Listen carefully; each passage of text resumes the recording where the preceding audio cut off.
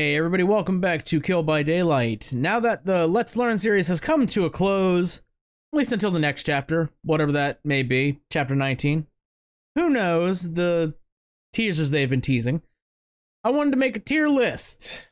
Now I know that tier lists make people salty because everyone has their preference to, well, everything, especially this game, to a killer or killers, plural. And you think that they should be rated higher than others. I understand that. That's honestly how all multiplayer / PvP games are. How dare this internet rando put my favorite thing in D tier? They don't know shit. I understand that. I get it. But you see, this isn't who I think is the best killer in the game. No, this is who I think is the most fun. So you can't get salty about that. You just can't. The criteria is very simple. Did I find that killer fun to play while I was learning them? That's it. Simple as that. I'm putting an emphasis on I because this is all my opinion. You're gonna probably have a different opinion than mine. You're probably gonna think my list is trash. That's fine. Nobody should be viewing me as someone with a good opinion. I might do one of these later down the road when I get dozens of more hours into each killer, or when there are a lot more killers in the game as a whole. That's a maybe at best. Some of these, mostly the lower ranked ones, I have a bit of an explanation for. The higher ranked ones, not so much. And this is not including reworks, by the way. Reworks are not being included in this. Alright, first up is Trapper. Trapper's a very special case here because when I played him, it was when the MMR system was implemented first. I don't think it's back in the game, even though they said it was going to be back in the game. Because matchmaking is still the matchmaking. It's still screwed. But Trapper, while I played him, I had fun. I'd put him in B tier. He was pretty fun. If I played him again, I'd probably have a lot lower, probably a D tier. But for now, he's C tier. Playing against the potatoes that I played against, and people that are new to the game, you know, trappers trapping trespassers. As simple as that. If I play him again, when I play him again, it's not an if, it's a when. Probably gonna be a no fun zone because people know what they're doing and know what to look for. He is very dependent on add-ons. At least he needs at least one bag add-on to make him really viable because he only starts with one trap. And then you gotta go around and pick every other trap up, and he's got a very slow start. So that also means he needs Corrupt Intervention to have any semblance of time to set up. But I had fun playing him. That's all. Again, that's all that this list really is. Did I have fun? Yay or nay? That should actually just be the two things. Yay or nay. Next is Wraith. I thought he was incredibly fun. He gets an A tier. Jump scaring people is incredibly fun. You get to reenact your favorite horror movies when they just jump out or they're just there. He's insanely fun to play.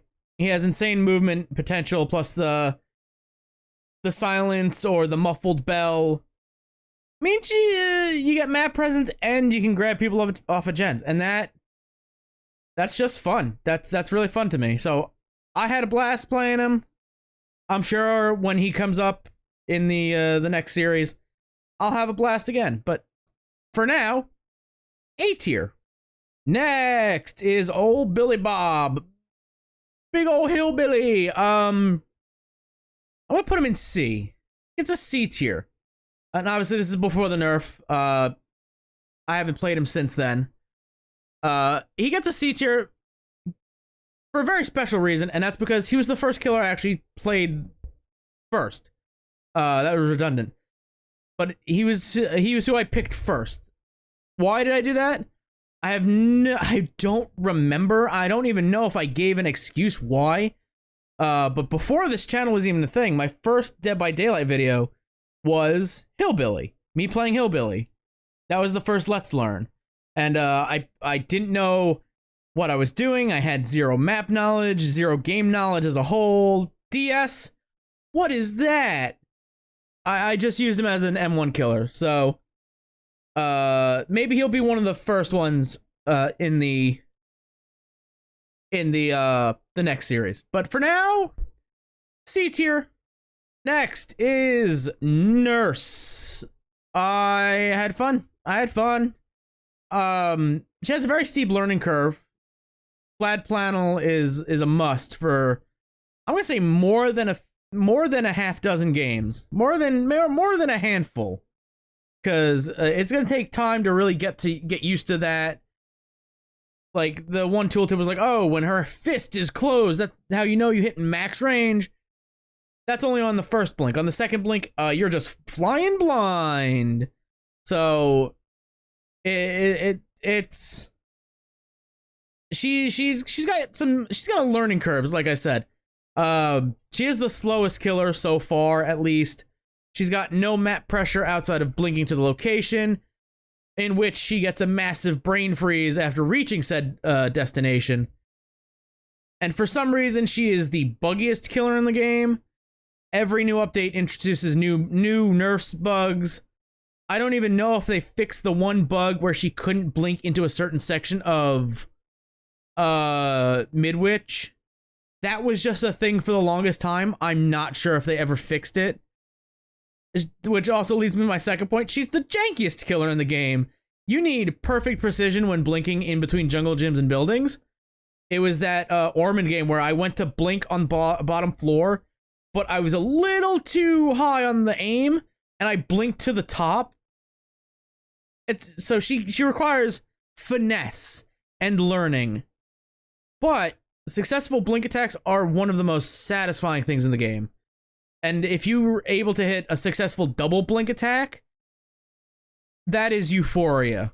That is amazing. So I had really real big fun with her. Hag is next. Same thing. B. I got a lot of. I think this is mostly B tier things, because I had fun with a lot of them. The big thing I can say about Hag is, depending on the map you have and the add-ons you're running, she can control most of the map with her traps. I haven't played her on the new game map, but that was one of my favorite matches I've ever played, with the rusted shackles. Just, they're touching my totem, boop, I'm behind them, they don't even know it, whack. And like I said before, jump scaring people is fun. You know, she has the rusted shackles, where if the traps make no noise, there's no notification that the survivor tripped a trap. So you get a free jump scare. I love that. Again, you're playing a killer, it's a spooky, scary horror game, you might as well scare people. The Doctor is in farts. C tier. Like, outside of being the only killer to make use of perks like distressing and unnerving presence, he's fairly uninteresting.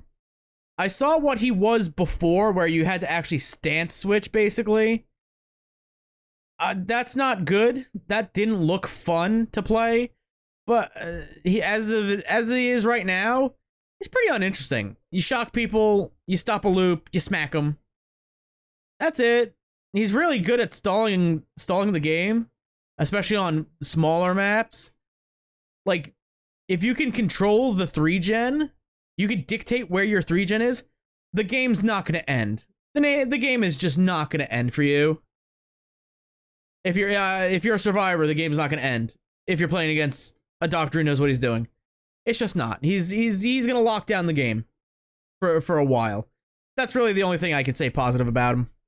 Michael. Boop, A tier. The surprising one, right?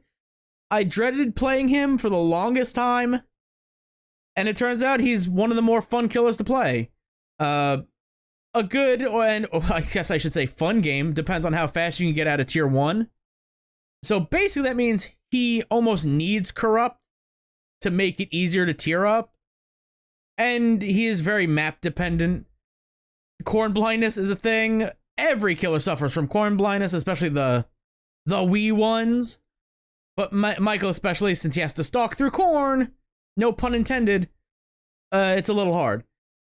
He does have huge snowball potential, and he is a lot to change the game. You hit tier 4, and there's all on 1 gen. You won. You got a 4K. And one of the biggest things, he's got a wide variety of good add-ons. He's got a lot of stuff that you can run that's just like, oh, it's fun to play as.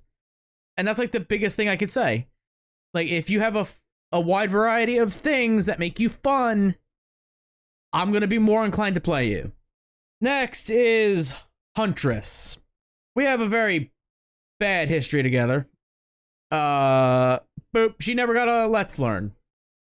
She is F tier solely based on the amount of time I would need to actually get good at her. And her damned lullaby. Like, she has the potential to be great and fun to play, but like I said, she requires a lot of time and effort to learn. Plus slow movement, plus her 45-meter terror radius. Yes, I'm not exaggerating that one. Her terror radius is 20 meters, but her song on top of that is 25 extra meters. I don't know who thought that was a good idea. But that means the survivors you're playing against know who you are before you see them. I've had so many games where I'm just like working on a gen, I'm like, oh, I wonder who the killer is. And I hear the damned lullaby play. I'm like, oh, it's a Huntress. Hope no eerie head. Whoops. That's still not fixed, even though they said that was going to be a thing they work on 6 months ago. But for now, F tier. In the next series, every killer will be played. Yes, I did record the first couple episodes of the next series. There's a gimmick to it. Trust the process, though. Everybody will be played. Next up, Bubba. Bubba. T tier. I played him as one of the first ones because everybody's like, you gotta get barbecue. You gotta get barbecue. It makes the grind a lot easier. Not by much. I thought he was okay at best. Pre-buff Bubba was okay. That's all I could say. He nothing really special. I played one game post-buff Bubba, and I'm not sure if it's because the buff was good or because I played the game a lot more. I understood the mechanics a lot more. I thought post-buff Bubba was incredible, at least in comparison to pre-buff Bubba. But right now, D tier is where he stands. I'm excited to get back into actually play him again and see where we're at. But that's not for a while now. Maybe. Again, the new series, it's got a gimmick to it. Trust the process. Friedrich. He's a blast to play, man. He's a blast. He makes the best use of barbecue and chili with his teleport. Like everybody else, barbecue chili is used on every killer because it's aura reading. You hook somebody, you go, okay, that's where everybody is. I can plan out my route. Him, he sees people, he goes, oh, they're at that gen? I'm there now. Nothing compares to him. The Dream World and his lullaby are some of the most unique things in this game, both from a survivor side and a killer side. Nothing in this game does that. There's nothing in this game that changes the game that much. He's D-tiered because one gimmick, his gimmick of dream palettes are neat, but they don't compare to the snares. They're not even close. The snares are too good. I wish there were some better things, and I'm gonna get into sort of that thing with the next killer. Next up is Piggy, the Piggy Wiggy, C tier. She's C tier. Her reverse bear traps are an interesting mechanic. They would be a lot better and a lot more fun if they weren't so dependent on survivors completing gens. I don't know how you would go about changing them, per se. I don't know, but if that RNG element, plus they have to actually complete gens for them to proc, it's a lot more interesting in premise than anything else. The crouch is good. You can sneak around a lot quicker. The lunge takes some time to master. So there's that. And like I said, she's more interesting in premise than in actual game. I wish she had more Saw-inspired traps other than the reverse bear trap. I get it's iconic. I understand that it's iconic. But it would have been cool if her eerie add-ons changed what she uses and how those traps work. You know, off the top of my head, the death mask from Saw 2 or even the shotgun collar from Saw 3. That could go back to making the traps more interesting. Like, the shotgun collar activates if somebody heals you or you heal somebody or something like that. I'm not a game designer. I have no idea what they're planning for anything because I don't think you can predict what behavior does at all. But I think adding her eerie add-ons, changing her reverse bear trap to something else, and the mechanic changing would be something interesting for both killer and survivor. I think that would be neat.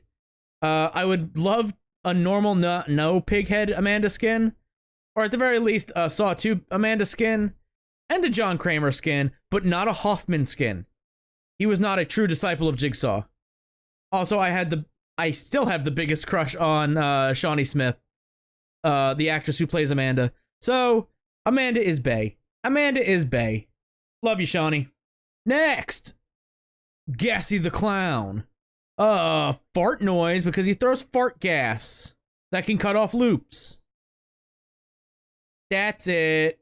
He has no map presence or control. He's just an M1 killer with nothing special. Absolutely. I recorded the new clown video, the post buff, or the post. I don't want to call it a rework because they gave him an extra damn bottle that does nothing. There, spoilers for that episode. The new fart gas does nothing. You just stick with the purple fart gas, not the yellow one, not the piss gas. Don't throw piss at people. Fart on them. That's what Clown says. Next up, Spirit, the last one I played for good reasons. Go watch the video. B tier, I guess. Again, I said there's a lot of B tiers. A lot of B tiers, not a lot of A tiers, but a lot of B tiers. Also, these are in no order. It's just order of when they were released. So don't have a conniption fit over like, oh my god, he thinks Spirit's Trapper's more fun than Spirit. How dare he? No. Calm down. Settle down now. Doesn't mean anything. But Spirit, she has good map pressure. Her ability is quick to learn, very easy to learn. She has a lot of good add-ons. And for the third time, jump scaring is fun. Jump scaring people is fun. And she's very easy to mind game with. They drop a pallet, you sit there, you stare at the pallet, they'll freak out and run right into you and you just whack them. She's fun, she's easy to use. I like her. Next up, Edgy Teens. Boop, there you go, C tier. They move really fast and can keep everyone injured really well. They make very good use of thanatophobia. Very good. They're just an M1 killer with a speed boost and a pallet vault. That's all they are. And honestly, they need to be sponsored by Advil or Tylenol because they get constant ice cream headaches from their rage. They're not good. I know they keep saying like, "Oh, we're looking into them. We're seeing what's up." Again, unless it's on paper, unless it's released, I don't believe you. Also, Amanda is bae. Julie's best girl. Julie is best girl. Let's all agree on that one. The Vommy Mommy is next. Plague. B tier. There's just something about puking on people and spreading a virulent sickness in 2020 and 2021. That's just oddly satisfying. I don't know. There's just something about it. I can't put my finger on it. But her lore is one of the most sympathetic backstories in the game. Outside of everybody, does she do anything wrong outside of trying to save her people? I really don't think so. Like, Philip here finds out that he's working at a mob thing and goes crazy and kills people. Trapper, a knockoff Jigsaw, nurse, she goes crazy in a sanitarium. Hag starts eating people because she was malnourished. Like she's up there with sympathy because she was a prisoner of war and she was like, she was starved. So when she got out, she ate her fucking captors, and that's why she is. Spirit's the best lore in the game. Spirit's the best lore of the game. Not sympathetic, because the only reason she's in the realm is because she was more angry than her dad. That's it. Hillbilly escaped his shackles and killed his step-parents. I believe they were step-parents, or maybe just parents. I don't know. Herman Cain. Whoa, that's not it. Dead man still tweets though. Herman here, he experimented on people. They loved killing people. Clown. He's a fucking weirdo.